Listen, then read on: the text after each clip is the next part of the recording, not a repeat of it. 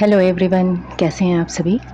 I hope आप सब बहुत अच्छे हैं और अपनी अपनी फील्ड में बहुत अच्छा कर रहे हैं। आज के लिए जो मुझे टॉपिक मिला है वो कुछ इस तरह से है कि आपके पार्टनर कुछ आपसे कहना चाहते हैं। हो सकता है आप नो कांटेक्ट सिचुएशन में हो या साथ में होते हुए भी किसी संकोच की वजह से या कुछ भी रीज़न हो सकता है, हेजिटेशन हो किसी चीज़ का, वो आपसे कुछ बातें अपने मन की नहीं कह पाते हैं। तो वो क्या बातें हैं वो आज परमपिता परमात्मा, यूनिवर्स, डिवाइन एंजल्स की हेल्प से, उनके संदेशों के द्वारा हम ये पता करेंगे। और 2 सॉन्ग्स मुझे चैनलाइज़ हो रहे हैं काफ़ी देर से, तो वो आप सुन लीजिएगा। हो सकता है उन गीतों में भी आपके पार्टनर की कुछ फीलिंग्स हों, कुछ ऐसी बातें जो वो आपसे कहना चाहते हैं। तेरे बिना जिंदगी से कोई शिकवा तो नहीं, शिकवा नहीं, शिकवा नहीं, शिकवा नहीं। तेरे बिना जिंदगी भी लेकिन जिंदगी तो नहीं, जिंदगी नहीं, जिंदगी नहीं, जिंदगी नहीं। बहुत गहरा गीत है और बहुत डीप फीलिंग्स हैं इसमें। इसे ज़रूर सुनिएगा। हो सकता है आपके पार्टनर की कुछ बातें अनकही इस गीत के माध्यम से आप तक पहुँचे। और एक दूसरा सॉन्ग आ रहा है जो इंडिकेट करता है कि अपने इस कलेक्टिव में 2 तरह की फीलिंग्स चल रही हैं, मतलब 2 ग्रुप्स हैं। एक तो जिन्होंने एंटर किया है इस जर्नी में, वो हो सकते हैं, कोई डिवाइन जर्नी हो सकती है जिसमें एंटर किया है उन्होंने, और दूसरी वो कम्युनिटी है जिन्होंने अपनी उस स्टेज को क्लियर कर लिया और अब वो अपने फाइनल यूनियन की तरफ बढ़ रहे हैं। तो दूसरा सॉन्ग जो चैनलाइज हुआ है वो कुछ इस तरीके से था कि कभी तस्वीर से तू निकल के सामने आ, मेरी महबूबा, मेरी महबूबा, मेरी महबूबा, मेरी महबूबा, मेरी महबूबा। ये दोनों सॉन्ग्स ही आपके पार्टनर की फीलिंग्स को काफ़ी हद तक बयां कर रहे हैं। बाकी कार्ड से देखते हैं कि क्या बताना चाहते हैं divine angels and sisters. Please guide करें। सभी डिवाइन एनर्जी से मेरी प्रार्थना है कि मेरे कलेक्टिव्स तक उनके पार्टनर की ट्रू फीलिंग्स सही तरीके से चैनलाइज करने में मेरी हेल्प करें और मुझे गाइड करें। एक बार फिर से आपको याद दिला दें कि ये एक जनरल कलेक्टिव रीडिंग है। जेंडर, टाइम स्पेसिफिक नहीं है, कोई भी देख सुन सकता है और किसी भी एज के लिए है। पर कोई भी बड़ा decision in general collective readings के बेसिस पर नहीं लें। चाहे किसी से भी, मुझसे या किसी से भी अपनी पर्सनल रीडिंग बुक कराएं और तभी कोई बड़ा डिसीज़न लें। तो चलिए स्टार्ट करते हैं। आपके पार्टनर के क्या भावनाएं हैं जो वो आपसे कहना चाहते हैं पर उन्होंने अभी तक कही नहीं है या कह नहीं पाए हैं। डिवाइन प्लीज गाइड करें angels and sisters, please guide करें, प्लीज गाइड करें कलेक्टिव्स की पार्टनर की वो बातें जो अभी तक वो नहीं कह पाए हैं। Thank you angels, thank you sisters, thank you all divine energies.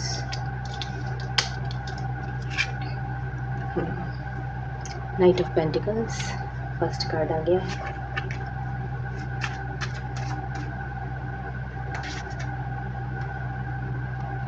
To of swords,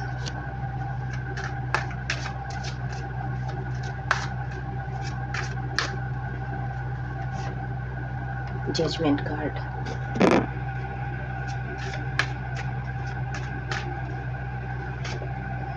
strength,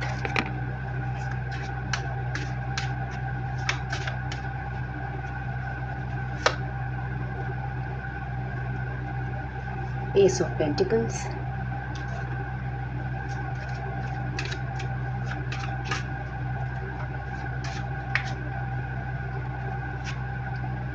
four of pentacles.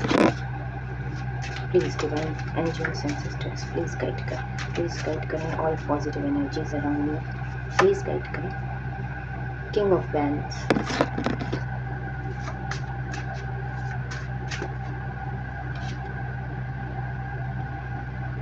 Seven of wands,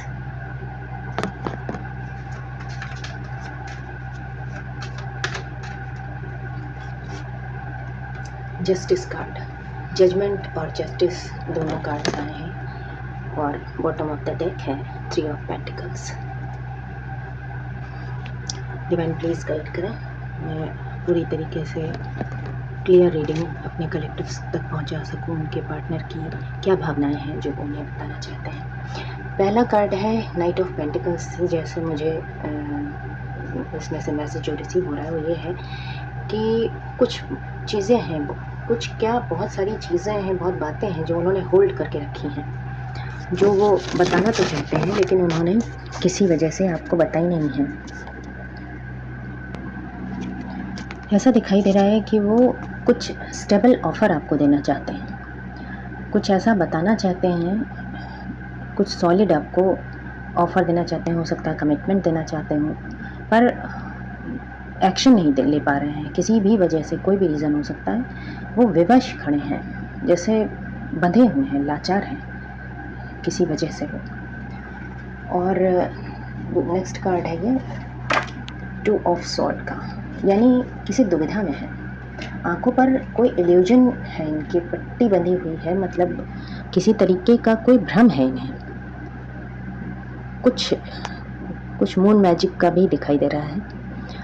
और कन्फ्यूजन है, किसी चीज़ को लेके कन्फ्यूज़ है, किसी तरह की क्लैरिटी चाहते हैं आपसे। क्लैरिटी या तो इन्हें चाहिए या ये डिवाइन से, ईश्वर से प्रार्थना कर रहे हैं कि इनके रिश्ते में इन्हें क्लैरिटी दी जाए। हो सकता है ये जिस जर्नी पर हैं उसके बारे में ही कंफ्यूज हैं, ये उस बारे में लोगों से राय ले रहे हैं और जानना चाहते हैं कि क्या जो इन्हें संदेश दिया गया है, संकेत दिया गया है, वो सही है या नहीं है। और वो इसके लिए वो परमात्मा से जजमेंट की उम्मीद कर रहे हैं कि मुझे क्लैरिटी मिले। हो सकता है ये इसी वजह से ही स्टक हैं, कोई फ़ैसला नहीं ले पा रहे हैं कि इनको खुद में क्लैरिटी नहीं है कि ये इस जर्नी पर हैं, और इस जर्नी की भी वास्तविकता शायद इन्हें पता नहीं है, ये उसके बारे में भी बहुत अच्छी तरह से नहीं जानते हैं, संभव है। नेक्स्ट कार्ड है स्ट्रेंथ का। ये दिखाता है कि पावर इनके अंदर है, काफ़ी करेज है और आइडियाज़ भी इनके पास बहुत सारे हैं, ये करना बहुत कुछ चाहते हैं और हिम्मत इनके अंदर इतनी है कि ये किसी भी ऑब्स्टेकल को जो भी आप दोनों के बीच में है उसको पूरी तरीके से रिमूव कर देने की हिम्मत रखते हैं और करना चाहते हैं,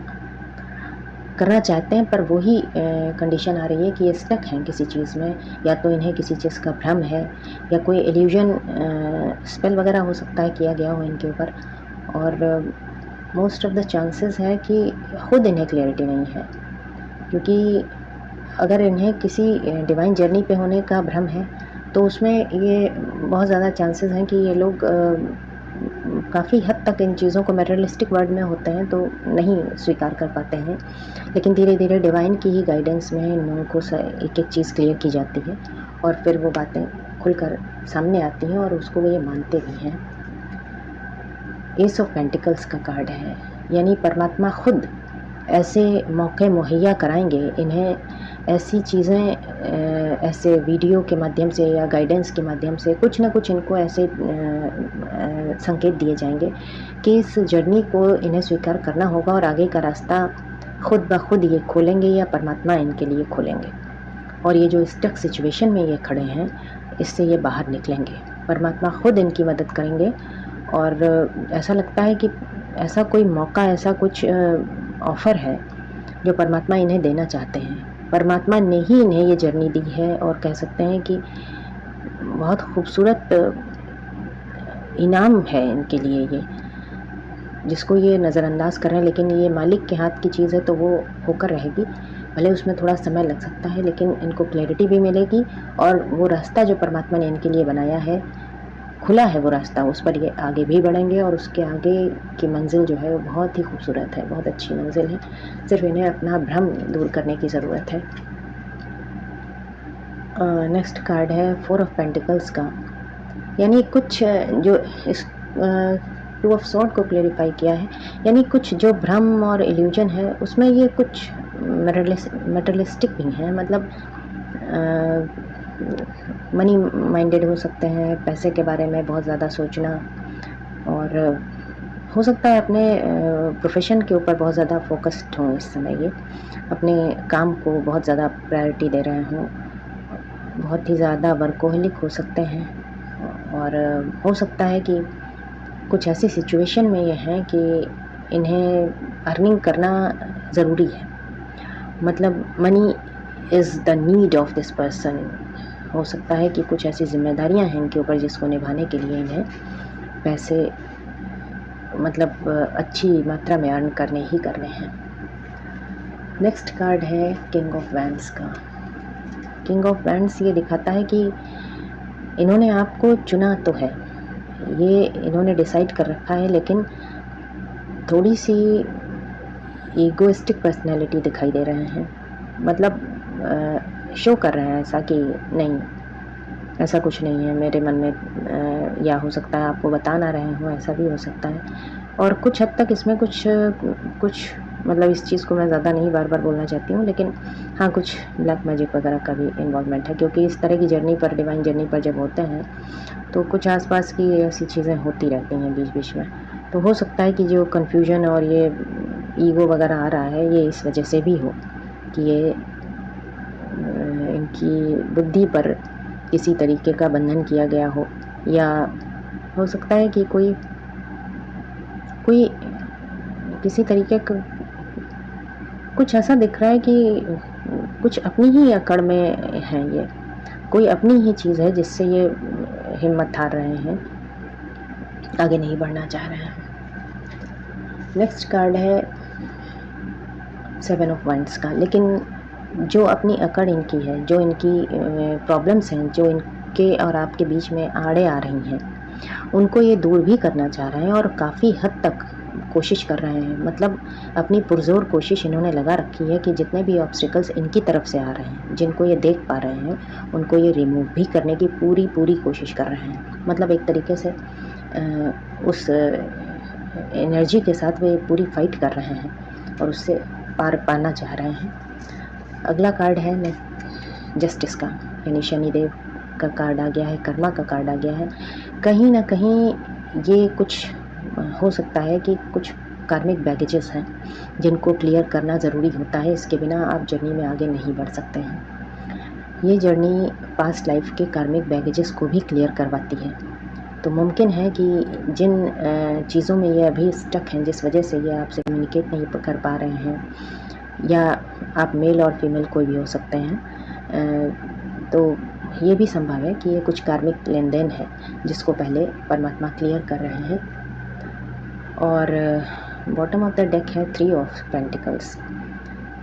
तो मुमकिन है कि देखिए यहाँ पर मैं क्लियर कर दूँ, 3 ऑफ पेंटिकल्स जो है थर्ड पार्टी को भी दिखाता है, लेकिन थर्ड पार्टी का ऑलवेज़ ये मतलब नहीं है कि कोई फीमेल ही है।